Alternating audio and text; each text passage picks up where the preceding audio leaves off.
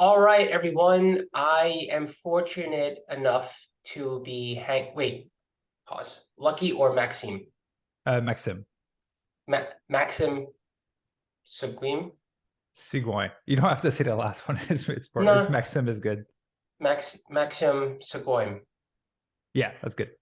Maxim Sigouin. Yeah, And we'll just say Maxim. yeah. Cool. All right. All right, everyone. Today we're fortunate enough to have Maxim on the podcast.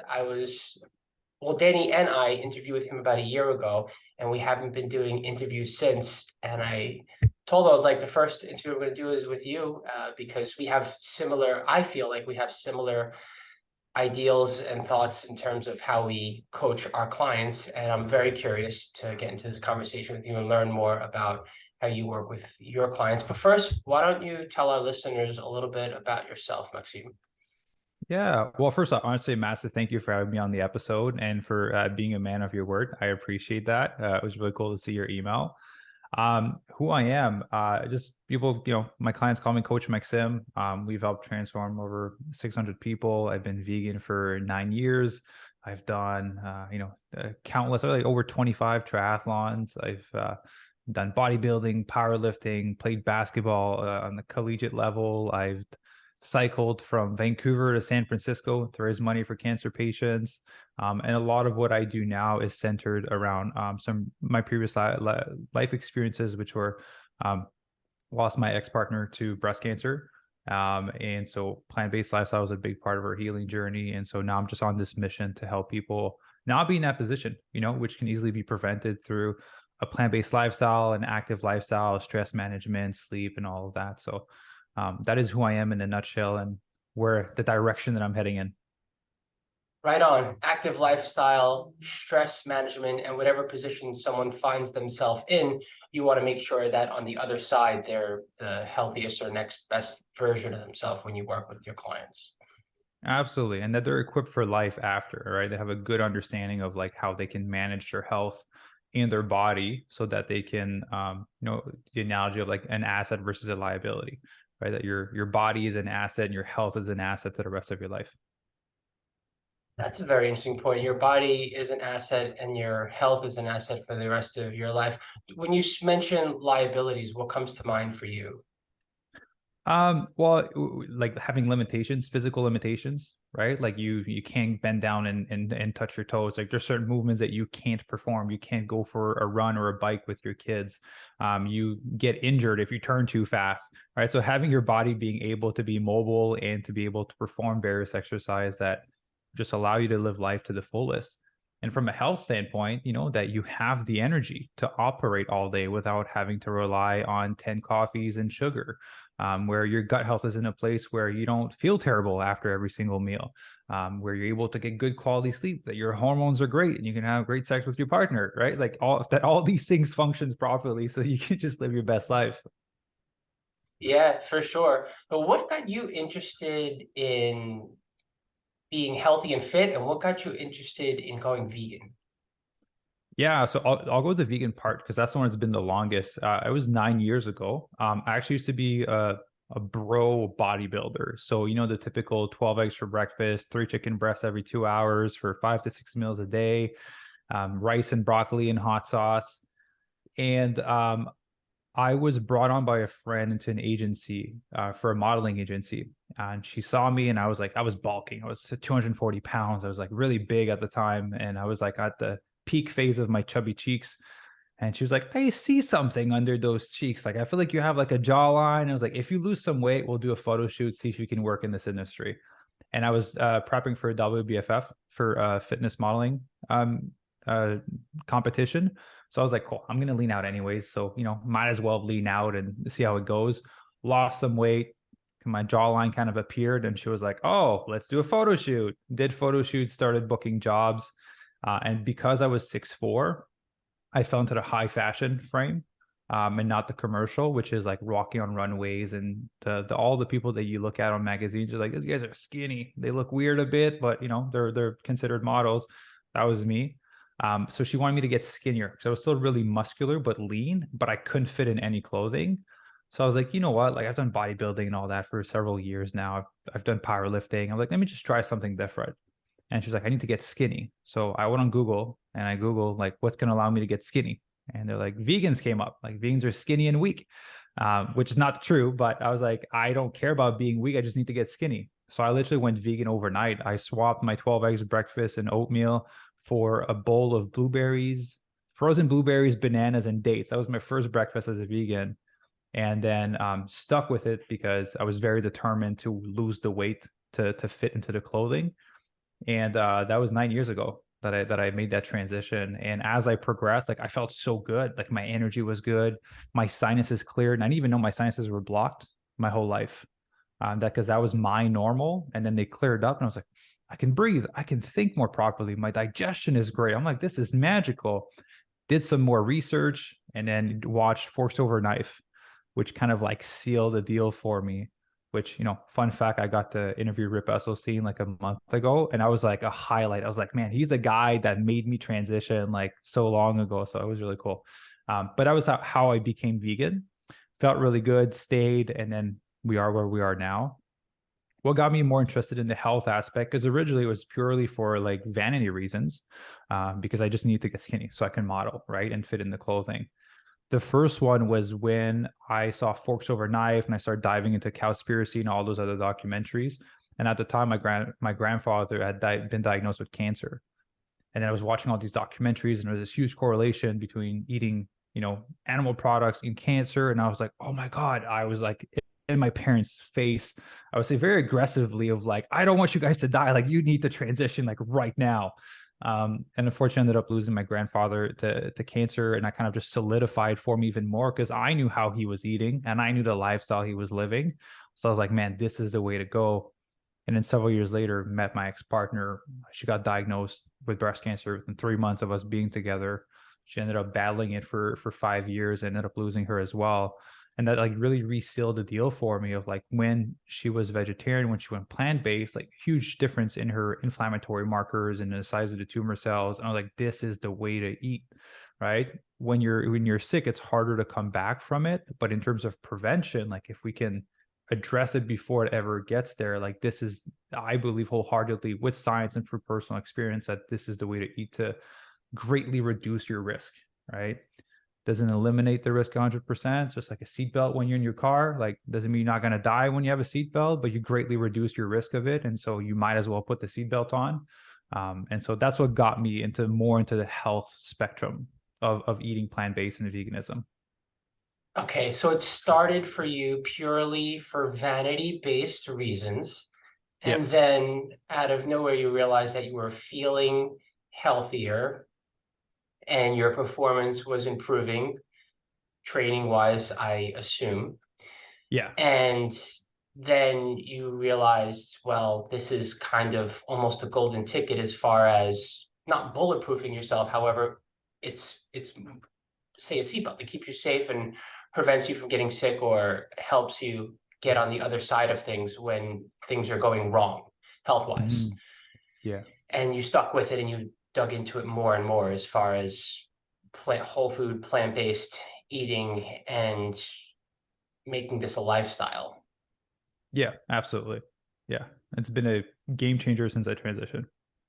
Nice. Yeah, it's a nice tie-in there, Maxime. And can you tell me what inspired you to start working with others and coaching? Yeah, of course. So actually I started fit vegan coaching when COVID kind of hit. I was working my corporate job, and that was before COVID. They just they were bad leaders. They made bad financial decisions. I was the last person hired. They're like, "Hey, you have to go." I'm like, "Man, I got a company car. Like I'm paying for like cancer treatments every month. Like, and I'm just taking my job." And I was like, "How am I going to pay for those cancer treatments?" He's like, "It's business, right?" And so it got me really upset. I was like, you know what? Like I'm done working for someone else. I went home and I tried to do like coaching on my own, and it really struggled. And then so I got into a gym, um, coached 3 clients. The gym shut down because of COVID, and I was back at home, no income, cancer treatments that I have to pay out of pocket. And then so finally found a mentor, showed me how to do it, and it just kind of exploded from there. But the reason I did it, it was like, that was my passion. I've been working out since I was 12 years old. I've always been active. I always did strength training. I started really young, but I just loved working out. I loved basketball, which is what I played at the time. And then veganism was a huge passion of mine, especially since my partner at the time was going through cancer. And I was like, we need to eat this way to like heal and add the prevention aspect for me in the future and for everyone around. I was like, and I just want to help people not be in her position, because I'm seeing on a day-to-day what it's like on the flip side when you lose your health. And whatever people think is worth it right now, like I'm just gonna watch Netflix a bit longer and not go to the gym because I'm tired from my long day of work, or like I'm just gonna eat a burger, or like bacon is a typical excuse, right? Because it's so good, like it's not affecting my health that much. But then when you're on the flip side, like nothing matters, right? Like your career, your status, your money, the things you own, like nothing matters besides like you just want to feel good every day. You just want to feel, not even feel good, you want to feel like a normal person every day. So to me, I was like, I don't want people to have to be on that flip side for them to realize of like, oh shit, I should change something. Right. I would like to help people not be there so that they never have to do the work to try to revert back to a normal way of feeling. So that's kind of what sparked me heading in that direction. And I always knew I was going to do something with fitness in my life. Veganism came later, and then the reason why came later as well. But now it's like it's deeply ingrained, and I'm in it for a lifetime. Nice, cool. So the idea sort of almost fell into your lap career-wise, and obviously you were more than passionate about it. You put effort and work into wanting to help others. And now here comes the fun part for me, right? You have this understanding of what someone's need is, right? They're not Mhm. going to come to you what they need. They're going to come to you what they want, their bottom line. I want to Yeah. lose 20 pounds. I want to look better, naked, like whatever. They have Yeah. almost, I would say, I don't know about you, but the clients that come to us, technically, I would say like what, maybe more than 50% of the time, it's vanity-based reasons, and the other 50% Mhm. of the time, it's only a small portion of it is health wise and like the higher needs for someone to do this in a sustainable and healthy way. So how do you get them there and while still giving them the buy-in, like what they want and versus what they need? Yeah, it's a great question. So how we do it is just being totally upfront on the initial call before they come into the program of like, hey, we will help you lose the weight, but here is the mission as to why we're doing this. We make sure we iterate the mission to everyone. We read it before every team meeting, group calls, like all the time, so people know why we're doing this. And so they're very aware of what they're getting coming into it. So just managing expectation, right, as a coach is something that's really important. And so we use the weight loss as a metric to measure progression, right? So that they know, like, hey, I am making progress and I'm heading in the right direction. And by default, by making them eat whole food, plant based, I know that the disease proofing is taking place. And then via our one-on-one conversation, via our group calls with members, then we educate them about the rest, right? Stress management, importance of sleep, gut health. Like we had Dr. B come and speak to our members, like maybe like a month and a half ago. It's just like education is a big part of getting people to understand why they're doing the things that they're doing. And so yeah, managing expectation, education, and then a lot of things kind of happen by default, right? Because you can do like just say like macro based coaching, but if you don't educate people on the right types of food to eat, like they could eat shit food, hit their macros, and like see some results. They wouldn't feel great. Their gut health would be all out of whack. But just by the food that we're giving them through the meal plan, I know that everything is taken care of if they follow that. All right. So that's kind of how we do it. It's like it happens under everything without putting a big emphasis on it. There you go. So you sneak all that stuff in and you're still obviously focused on their bottom line, because if they're not getting those results, then they're probably not going to stick with it. And that's where I want to pivot the conversation a little bit to right now is when you want to get their client their bottom line results, the whole reason why they Mhm. initially signed up for you, the thing that's going to keep them there long term. Yeah. Oh, okay, I lost whatever, 5% body fat. I put on 10 pounds of muscle, whatever their goal is. Now, they're obviously going to have a timeline for that because that's the way goal setting works. And they're probably going to tie it into your program, no matter what you try to do to navigate them. So let's say Yeah. your program, for argument's sake, is 3 months, and they want you to promise them that they're going to, say, lose 10 pounds in 3 months, and it's like month 2 and they've maybe lost 5 pounds, you know they ain't gonna lose 10 pounds. And Yeah. there's all sorts of things that you have to start coaching them on in terms of what they're doing to make a real change and make it Yeah. last. How do you have that conversation with your client where the goalpost is going to start to move and the goal itself is changing? Yeah. And I knew we were going to talk about this today. So I was trying to think of like if I had one answer for all of it, but it's very like situation dependent, right? And so if I grab that example, like we have a few people like that right now, is they came in, but they were severely under eating and their gut health was out of whack. And so it was like, well, our priority is health first and then body composition second. Right. So I was like, okay, well, we need to get you healthy before we get you to that lower fat loss. First of all, we have no wiggle room calorie wise for us to do anything. So we need to reverse diet first before we go into a fat loss. And then we need to address your gut health to get you to a position where you're not freaking craving sugar all the time. Right. Let's get you to a good place. And so the initial call from that we have with people until they come in the program, and then we have the initial conversation with a coach, we're just honest, like, hey, you want to lose like 10 pounds in those few months. Well, here's the reality of where you're at. If you were in this position where you've been overeating, it's almost better for people to be overeating when they start, right? It's so much easier to create a deficit. If you've been overeating and your gut health was in the right spot, then like, hey, we can make this happen. But the reality of where you're at is we need to reverse diet for 3 months and we need to get your gut health in check first. Right. And if you don't want to do that, like I at the start, like, hey, I'll refund you your money. Like this is not a good investment for you. But let me be honest with you, anyone else that takes you on would be doing you a disservice because you're not in a position to lose weight. You're going to be starving yourself and be severely under calorie. You're not going to be addressing the core issues that are causing you to be in the position that you're in. Like, I'll give you money if you want to, but know that anyone else that takes you on board will be screwing you over because you're not in a position for fat loss. So just being honest with them. And so if they start, and let's just say we tell people lose 20 pounds in 3 months.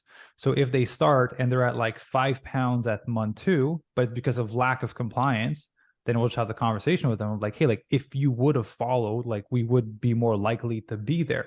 And so due to low compliance, we're going to need a few extra months to get you to that position. Right. And we always paint the bigger picture for people. Like the minimum to work with us is 6 months. Right. Because our big promise is lose 20 pounds in 3 months, and then we'll reverse diet you so you have a sped up metabolism to maintain the fat loss after. I don't want to do a fat loss for someone and then they don't reverse diet after. Most people can't do it on their own because they don't have like the emotional control to like not go over their calories in the reverse diet where you have to be slow and steady. And so we always do 6 months. We do 3 months of fat loss, 3 months of reverse dieting. And then after that, they're in a better position than if it was just like, hey, you're eating 1,300 calories, go off into the world, figure out how to go back to eating like a normal person. Like it's not serving them. So we always tell people like, we're not going to just do a fat loss together. If that's the case, like we don't want to work with you, right? Like you have to be ready to do it right. So it does limit the amount of people we get to work with, but the people that we work with are ready to do the actual work. And then once they leave, they're set up properly. So that's how I would handle it. If it's a compliance thing, then just being honest, like, hey, it's a compliance issue. Like, I'm not a magician, right? I'll guide you on how to get there, but I can't make magic happen. And if it's a health thing, we'll be like, hey, we need to address the health components first. And how we frame it, if it's not a compliance issue, if it's not a health issue, and as much as me, like some people's body react really weirdly sometimes. Like calorie deficit sometimes just doesn't cut it, right? You try to go a little bit deeper, and they're not losing. So we always tell people like, if you don't lose the weight by the amount of time that we agreed on, we'll continue working with you for free until you lose the weight. And so like if they're compliant, they're doing everything, they're following the game plan, they don't hit the number, then we'll continue working with them for free until they hit their goal, basically. But just knock on wood, that has never happened. It's usually a compliance issue that happens because we get their weekly check-ins, like we are able to track everything. Or it's like, oh my God, like you're coming in eating 900 calories and you want to lose 40 pounds. I'm like, I can't go anywhere with 900 calories, right? Like that's my breakfast. So we need to reverse diet them to put them in a good spot.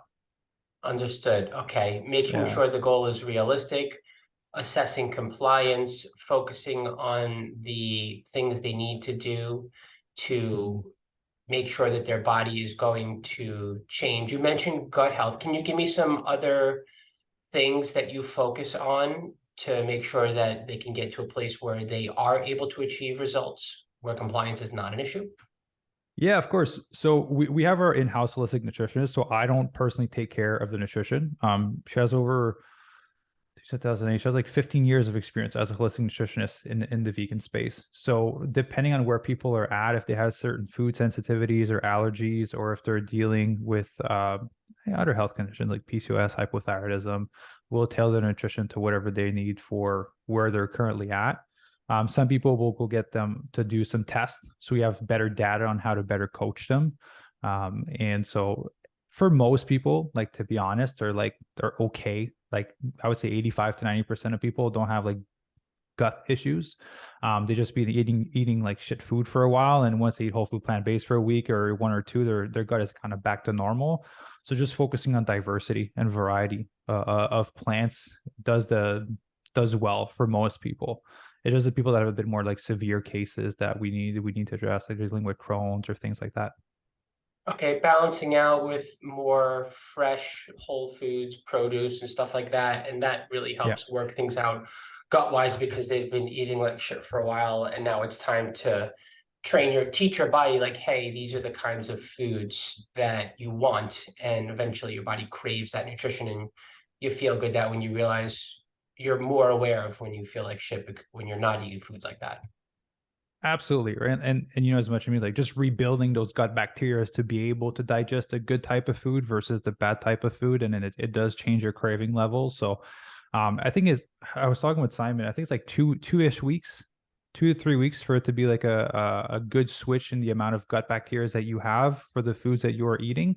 So it does take a little bit of time for you to adjust. And for most people that don't have crazy gut issues, like after 2 to 3 weeks, they're fine. They're just like, cravings have gone down. I'm craving more whole food plant based. It makes me feel better. It makes me feel like shit when I eat food that's more processed. Yeah. So that's kind of how we handle it on a case to case basis, because everyone's a little bit in a different position. Gotcha. And so they focus on that stuff, and then they start to feel better, and they're accepting that it's a little bit of a longer path before they can see their bottom line results. Yeah, absolutely. I know one thing I thought of when you talked about like moving the goalposts for goals, like not everyone that comes in to like one of our coaching program knows exactly how much weight they want to lose, right? It's more of like a number of like, oh, I feel like if I lose 30 pounds, I'll be in a good spot. Or if I lose 30 pounds, I'll be the weight that I was in college. I'm like, you're 60 right now. Like, it might not be the same thing from when you were 20. You won't look the same way from losing that 30 pounds. So I feel like people do several things. They either say the number that's safe. They're like, I want to lose 20 pounds. But then you look at their photos, you probably have like 40 to lose, right? And so it was like, is 20 like the number that you're like comfortable with? And like, what's the real number of what you'd like to see? And it's always a bigger number. And a lot of the times we just reevaluate and reassess as we get closer to it, right? Because everyone has this idea of like, when I lose 20, 30, 40, I'll look a specific way. And then they get to it, they get close to it, and they're like, shit, like I need to lose another 10 or 15 pounds to actually be where I want to, right? It's more of like a specific look and feeling that they actually want versus a number on the scale. Because if I say I weigh 195, that's irrelevant to you. It means something different to you. So for someone, it's like completely overweight. For someone, it's underweight, right? It's just a number. So it's more of a look and a feeling that we're looking for, and that's why we reassess as they progress along. That's normally how we do it. We do have some people that try to move the actual goalposts of like, I said I want to lose 40, but like 20 is good. That's a different conversation, because it's like, hey, you told me you wanted to run a marathon, and that was the thing that was important to you. You're 10K in, and now you're like, well, let me just move the finish line here because I'm kind of tired of running. Then it's a different thing, right? So then it's about like just like discipline and commitment to the ultimate goal that they set out for themselves. And then it's trying to make them realize like, hey, like you said that this was as important to you. You told me the exact reason why you want to lose this amount of weight. Because and unfortunately, something I hear often, it's like, my dad passed away when he was 50 or like 40, and I'm going to be 40 next year. So I want to be in the best shape of my life, because to me that's important, because I don't want to follow my dad's footstep, right? So it's like, well, you told me this was important to you. Like, just don't quit out of laziness right now. Like, I know you have it in you. So yeah, we case by case basis. Case by case basis, finding their reasons, they wind up coming to it themselves as far as changing their goals. Do you find sometimes you're on the other side of the conversation where they're coming to you and saying, I want to be able to play with my children, I want to be able-bodied into my age, et cetera, and you're like, okay, well, let's focus on getting you stronger and lifting this amount of weight on this exercise, or let's focus on your body composition? And if so, how do you get them there? Yeah, of course. So in August of 2022, we had not August, June of 2022, we had a huge influx. I did a few interviews with Chef AJ. You familiar with her? Yeah, so I did a few interviews with her, and that brought in a lot of members into a program, which were ranging from 50 to 80 years old, which was a bit of an older demographic that we were normally coaching. We were normally around the 40 to 50 range. And so the desires and the outcomes that they wanted were different, right? Stronger bones, more lean muscle mass, less risk of injury. Those were all things that are a little bit more important to them. So, but what we did is the same thing we do for someone that's 40 or 50, right? I'm not going to make them do there's no crazy exercise you can do, like a deadlift, right? A squat, a bench press, depending on if we had someone with fused spines, hip replacement surgery. So depending on where they're at, we would give them exercises that were appropriate, but the base of strength training is the thing that will allow you to build lean muscle, is the thing that will allow you to strengthen your bone. Like bone bearing activity is extremely important, especially in your older age, right? For your nutrition, making sure you're getting all your variety of vitamins and nutrients. You're getting enough calories in to sustain what you're doing. The basics are the same, right? Whole food, plant-based, variety of food. Make sure you get enough protein through your nutrition, bone-bearing activities through strength training. So you build some muscle, you strengthen your bone, and doing a little bit of mobility work, right? So you're able to move and you don't pull something or get injured as easily. Like the basics is the same. Maybe the intensity of the workout at which they push is slightly different, but the basics are the same. We had a member with the greatest name. His name's Thor. He has the best hair ever, right? Thor was 71. Think of 71-year-old hair. That's Thor. It was a classic. He's an awesome man. 71 years old, lost 35 pounds, so much stronger, mobile, feels so much better, so much more energy.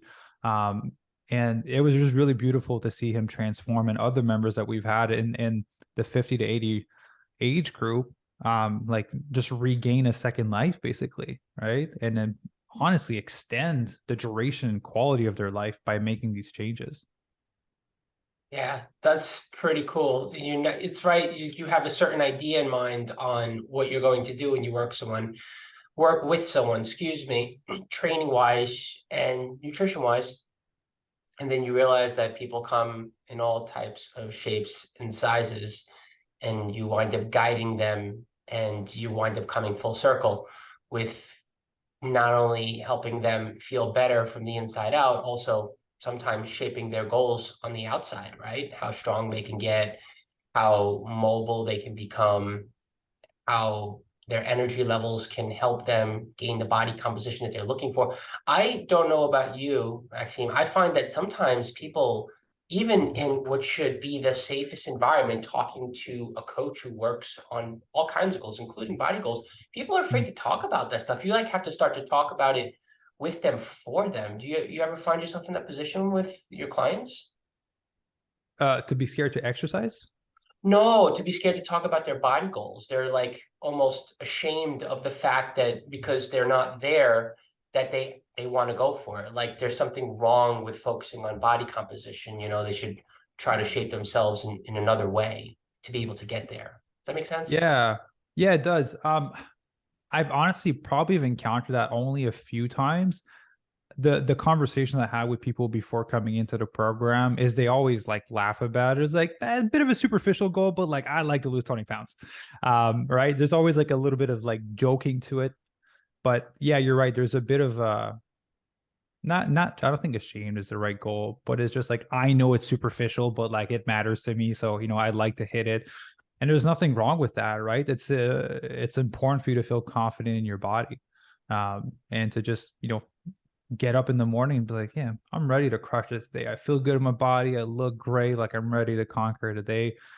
And that doesn't always look the way that society will portray it to be. right? Like a big one is like getting a six pack for men, right? When I have a six pack, I feel like shit. I've had a six pack like 15 times in my life. I don't feel good. When I'm at like 12, 13% body fat, I feel like the Hulk and I can lift anything. So I'm okay with having a bit more body fat, right? So to me, that's is like maybe I don't look shredded, but like I feel awesome. So to me, that's more important.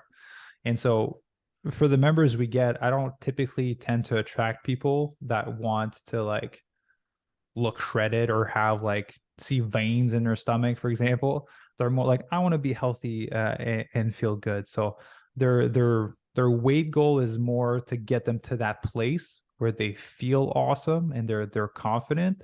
But I don't really have anyone coming in that's like, I want to be on the cover of a magazine. That's just, it's not my field of expertise too. So I'll admit that.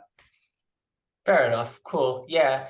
I feel like it can get tricky sometimes getting people to where they want to be, where they're embodying whatever goal they're chasing, essentially. In that conversation, like you said, it can be a little, they approach it in a joking kind of fashion, or a way where they're not feeling confident that they can make it there, right? So it almost Yeah. becomes a self-fulfilling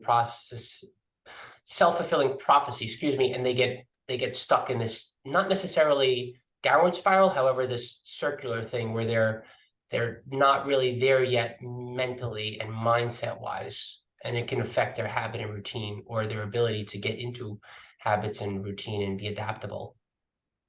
Yeah, that's a great point. I think and I have a funny story for you to confirm that. Like people's lack of potentially belief in themselves that they'll be able to follow through, I think is the biggest limiting factor, right? I think that people know if they work with you or I or other coaches that they will get results, right?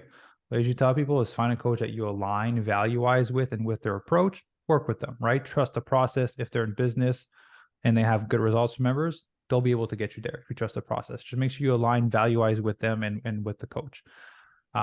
What we did at one point, because like we really wanted to show people of like we know what we're doing, we told them if you come into the program and you don't see the results that we agreed on within the time frame, I'll double your money back and give it to you. And to me, I was like, that's the best policy ever. Like, hey, if you come in, you invest $2,000, I'll give you four if you don't see your results. And that was counterproductive because what ended up happening is people were like, holy shit, these guys are certain of their stuff. I don't know if I'll be able to follow through. And so we had to change that and pull it back because it was counterproductive. People didn't want help because like we were so certain that we can get people transformation, and we are, that I was willing to double their money if it didn't work. And so to them, it was like, am I going to be able to follow through on this? And so working on people's self-belief in terms of like taking action is something that we've seen to be very valuable before they come into the program and after they're in the program. Yeah, and that's a game changer. And one thing I've shared that's helped a lot of people, and I'd love to share it here for the audience, is realize that you've done harder things in your life than work out and eat healthy food. Right? You probably are raising a kid. You probably graduated from university. You probably went up the ladder at your work. Like you've done harder things in your life than work out 3 to 4 times a week and watch your nutrition. Right? Like it's peanuts compared to all the other things that you've ever done. And so knowing that by default, you have the ability to follow through on it. Right? And so like know that you have the ability to do it, and usually it tends to give people a little bit more of self-belief of like, yeah, I can do this, right? Like I went through 5 years of university and I studied when I didn't want to, work out when you don't want to, right? I showed up for class when I didn't want to, right? Like meal prepping, there's so many correlations, but you have the ability to do it, and that tends to help people have better self-belief in themselves that it can actually follow through. Yeah, the money thing is a funny one. Yeah. I tend to call people out on that too. Sometimes I'll just straight up go after them and be like, you're paying for this, do it. Or I'll be like, what does the money even matter? Right? Like, Mhm. why are you here? Pretend that money doesn't exist. That's the transactional thing. You're here Yeah. because you want something, right? As opposed to worrying about the clock ticking or they looking at that. It's funny, psychology is a very interesting thing when it comes to limiting factors. When someone winds up finding themselves in worry or unintentionally creating excuses for themselves because they haven't done what they want to do. So it's you think when you start working as a coach that it's going to be as simple as, here's a program, do the programming, I will adjust the programming if it doesn't work for your lifestyle. And then you Yeah. realize this is a person, this is an adult, there's a lot of layers here. And it just gets very interesting when you actually find out what their goal is. And I find that whenever someone comes at one of our coaches with over here as their initial goal, I don't know, more than 7 times out of 10, it's not what the goal is 6 months down the line. Yeah. Yeah. And you're right. Like when you get into coaching, you think it's like training nutrition. Like, I don't know if those ratios are right, but I would say like coaching is 10% training, 10% nutrition, 80% psychology. That's all it is. Right? Because everyone has different limiting beliefs, different perceptions about life and themselves and how they handle obstacles. Everyone deals with hardship differently. And I just did a live with my coach on Instagram. We talked about this, and it was, and I know you're going to connect this for nutrition. When people start a transformation process, I feel like it's the only area of life that people think it's going to go smoothly. Like everything's going to be perfect, right? You go to university, you're going to fail exams, right? You're going to have bumps in the roads. You're going to not pass some stuff. You're going to pass some stuff, but overall you graduate, right? You go to your work, you're going to have some failures. You're going to learn, you're going to move forward. But when people start a transformation, there's almost like a self-belief that like, I'm going to do perfect the whole way through and there's going to be no bumps in the road. Like it's the same as any other area of life. You're going to fail. You're going to have bumps in the road. You're going to have deviations, right? But it's just how you handle those deviations. When you fail an exam, like you study harder and you pass the next one, right? Like if you eat a shit meal on Saturday morning for brunch, you don't throw the rest of the day away. You just win the next meal, right? Like you don't have to like keep throwing in the towel every time. So I always find that interesting how there's an expectation of perfection as they start their transformation. It's a hard journey. Like there's a lot of emotion and psychology involved into like getting someone to stick to a game plan the whole way through. Yeah, it definitely is. And then you don't want to wind up bordering on it being more counseling than coaching. And that can be a fine line sometimes. And you got to pull it back and be like, okay, well, we still have to do A, B, and C, right?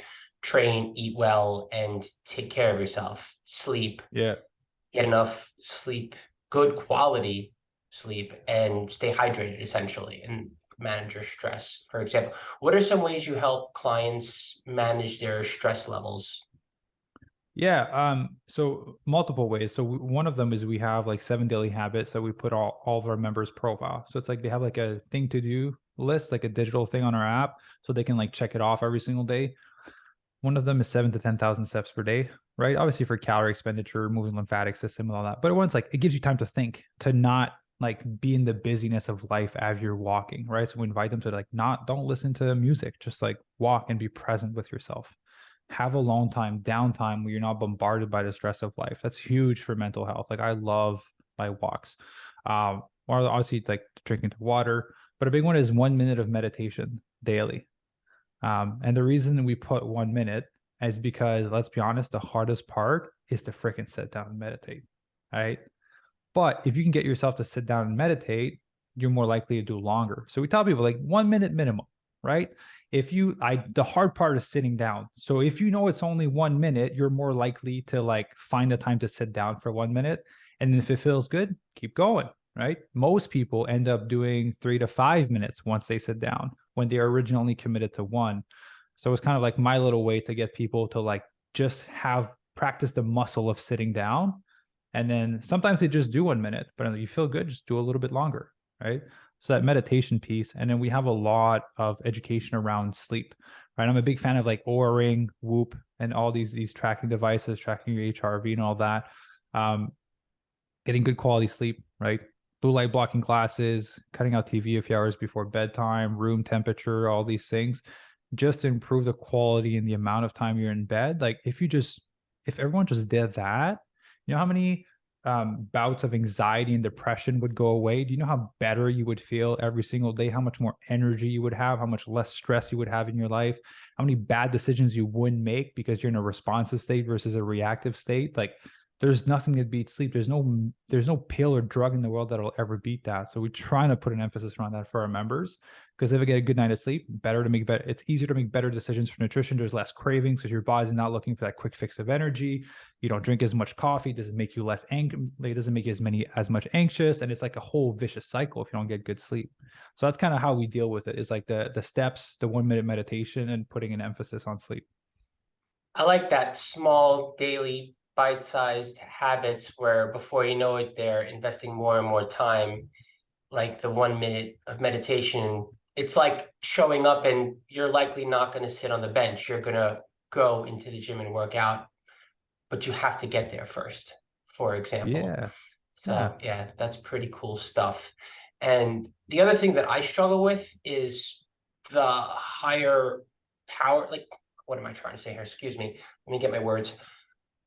You know, the things that are going to promote health that people Mhm. can do to take control of their health, right? Sleep, hydration, this and that. Sometimes it's not enough, and sometimes they're coming from a place where they need other kinds of help, whether it's medication or this or that. And there can be like this sense of guilt that they still need those things. And sometimes there's also a fear of stepping away from them. So it's kind of like Mhm. that gray area where you have to make sure, like, hey, whatever you need is okay and you can still get healthier. However, there is this other side of the equation where you could potentially step away from medications or supplements that are helping you without judging them for the supplements and medications that they still may need to take for perhaps even the rest of their life for all kinds of reasons. And that's kind of Mhm. this weird space where I want to come on in and weigh in on how we must look as a community, because when it comes to vegans and whole food plant-based nutritionists and this and that, we take a holistic approach, an organic approach, and we say like, hey, food heals. Yeah. It's not the end all be all. Yeah. However, there is a lot to benefit from it. So it's a longer conversation for a different day, but Yeah. definitely something I'm curious to hear your thoughts on. Yeah, for sure. I definitely dealt with that a few times. So I'm a big fan of naturopathic doctors because they approach things from a holistic way. I am not a fan. I say not a fan because I have a lot of them in my program. I have a lot of doctors in my program because they want to learn how to fuel themselves properly. So I love every doctor, but normally I would say go see a naturopathic doctor that will be able to provide you guidance outside of the medical, like outside of the medicine realm, right? In terms of like pills, and that will be a little bit more open to being like, hey, you're changing your nutrition or you're doing all of these things. It might be a good idea to step away from these medications. A traditional doctor is a lot less likely to do that and a lot less likely to be open to the holistic point of view and the importance that nutrition plays into your health, because like there's not a massive um curriculum of nutrition education in the medical field, right? That's why we have so many doctors in the program, because they're here to learn, and because they don't get that when they go to school, right? It's very small. It's like I think it's like with 5 hours or something. It's really small out of the whole curriculum. So change your doctor, right? That would be the first thing. But build a team around you that will support the values that you have, right? Like I'm not going to have a traditional doctor that doesn't align, or a doctor that aligns with the values that I have, that plant-based nutrition can play a role in someone's health. I believe there is a place for medication and surgery when needed, right? But sometimes it's prescribed too fast, in my opinion, right?